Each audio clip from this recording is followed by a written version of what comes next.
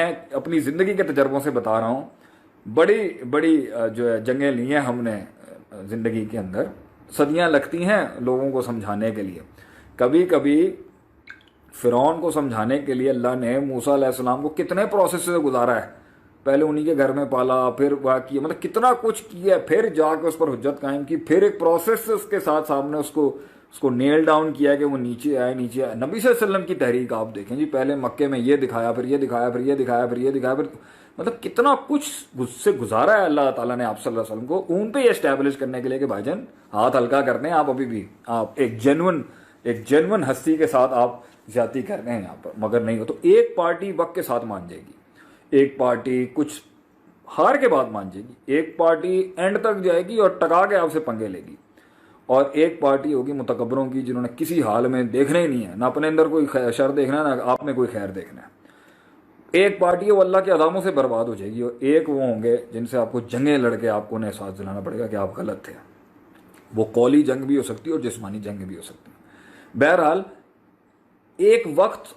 اور دوسری بات یہ انسانوں کو یہ جو بھیک مانگنے کا بھی جو کانسیپٹ ہے نا، مطلب یہ الفاظ اچھے ہیں یار، اللہ کی خاطر معاف کر دے، میں تو اس سے اللہ کے لیے معافی، میں آج پوری قوم سے کہتا ہوں جی مجھے اللہ کے لیے معاف کر دیں جی، ہو گئی ہوں گی مجھ سے غلطیاں، مجھ سے جتنے ناراضگی ہیں میں ان سے بھی کہتا ہوں جی مجھ سے غلطیاں مجھے معاف کرتے ہیں، ٹھیک ہے جی، دانستہ غیر دانستہ جو بھی ہو.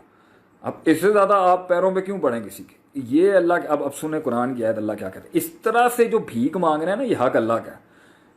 وَمَن يَغْفِرُ الذُّنُوبَ إِلَّا اللَّهُ، قرآن کی آیت. کون بخش سکتا ہے گناہوں کو، کون بخش سکتا ہے گناہوں کو سوائے اللہ کے؟ تو بھیک کس سے مانگنی چاہیے؟ ہمیں اللہ سے مانگنی چاہیے. اور امید کس سے رکھنی چاہیے؟ اللہ سے رکھنی چاہیے. لوگوں کے ساتھ معاملے اچھے رکھیں مگر وقار بھی رکھیں اپنا، اس وقار میں تکبر میں بھی نہیں جانا اور اس وقار کے اندر بالکل بھکاری بھی نہیں بن جانا. وابتغی بین ذالک سبیلا، معاملات کو ہینڈل کرنے کے لیے بیچ کا رستہ اپنایا جاتا ہے، اور اس کے اندر ایک لیول پہ اگر وہ نہیں مانتا، یا آپ نے مانگی اس نے معافی نہیں دی، اس نے مانگی آپ نہیں دے رہی، دونوں مسئلوں کے اندر میرا سوال یہ ہے زندگی کچھ عرصے میں ختم ہو جائے گی. لمبی تو ہے، ایک لحاظ سے بہت لمبی ہے. عمر بن عبدالعزیز کہتے ہیں ایک لحاظ سے زندگی بہت لمبی ہے، ایک لحاظ سے بہت چھوٹی ہے. بہت چھوٹی ہے ایسی ہے کہ وَلِكُلِّ أُمَّةٍ أَجَلٌ فَإِذَا جَاءَ أَجَلُهَا لَا يَسْتَأْخِرُونَ مِنْهُمْ سَاعَةً وَلَا يَسْتَقْدِمُونَ. اللہ کہتا ہے کہ ہر قوم کا مقرر وقت ہے، جب اس نے آنا ہے وہیں ختم ہو جانا. اور ایک لحاظ سے زندگی لمبی ہے کہ امید ہے لمبی ہوگی، اور اس کے اندر مسائل ہوں گے وہ ایک دن میں تو ختم نہیں ہونے. تو ان دونوں ایسپیکٹس کو سامنے رکھتے ہوئے آپ یہی کہہ سکتے ہیں بھائی اللہ کے لیے معاف کر دے یار، اللہ کے لیے معاف کر، زندگی چھوٹی ہے. اب اس کے اندر نہ اس دنیا میں ناراضگیاں پالنے کا ٹائم کس کے پاس ہے؟ مجھے تو حیرت ہوتی ہے، میں اپنی زندگی کو دیکھتا ہوں نا، مطلب اتنا کچھ ہوا ہے ہمارے ساتھ بھی، مگر آپ دیکھ لیں مطلب وقت کس کے پاس ہے کسی کی باتوں کا، کسی کی تکلیف. ہاں تکلیف انسان کو ہوتی ہے، اور یہی تو یہ والے جو الفاظ ہیں نا، انما اشکو بسی و حزنی للہ، جو یوسف علیہ السلام کے والد یعقوب علیہ السلام کے الفاظ سنیں، یہ ہے پیور لیتھل قسم کا انسان کو ٹریننگ اسکیجول. میں اپنا غم، اپنا درد، اپنا حزن سب اللہ کو لوٹا دیتا ہوں. اسی سے تو وہ صبر کر گئے اتنا آگے، ورنہ تو انسان یا انتقام کی کیفیت میں کیا کیا نہ کر جائے. تو بڑے لوگ جو اپنے منہ سے اپنا انتقام نکال کے نا دکھا گئے اپنا آپ اندر سے، پھٹ گئے آگے سے، اور اپنے اندر کی اصلیت انہوں نے آگے سے بگ دی آگے سے. چھوٹا انسان تھا، کچا تھا، میری نظر کے اندر کچا تھا، چھوٹا تھا، بڑا نہیں تھا، اس لیے تو پھٹ گیا آگے سے. جن لوگوں کے کلیجے بڑے ہوتے ہیں، جگر بڑے ہوتے ہیں، جنہوں نے بڑا کنٹین کرنے کا حوصلہ ہوتا ہے، وہ ہر وقت ہنستے ہی رہیں گے آگے سے. ابھی پچھلے دنوں میں کسی انسان سے ملا، اس نے بڑے اچھے جملے بولے جی ہم فولاد کے ہو چکے ہیں شیخ صاحب، پتھر کے نہیں کہہ سکتے، فولاد کے ہو چکے ہیں. میں نے کہا چلیں یہ مت کہیے گا کہ پتھر کے ہو گئے، لیکن فولاد کا ہو گیا. اس کا مراد یہ تھی کہ دل بڑا کر لیا ہم نے اس فیلڈ کے اندر. تو اس طرح سے جو نا آپ لوگوں کو معاف بھی جلدی کر لیں گے اور لوگوں کی معافیاں بھی جلدی قبول کر لیں گے.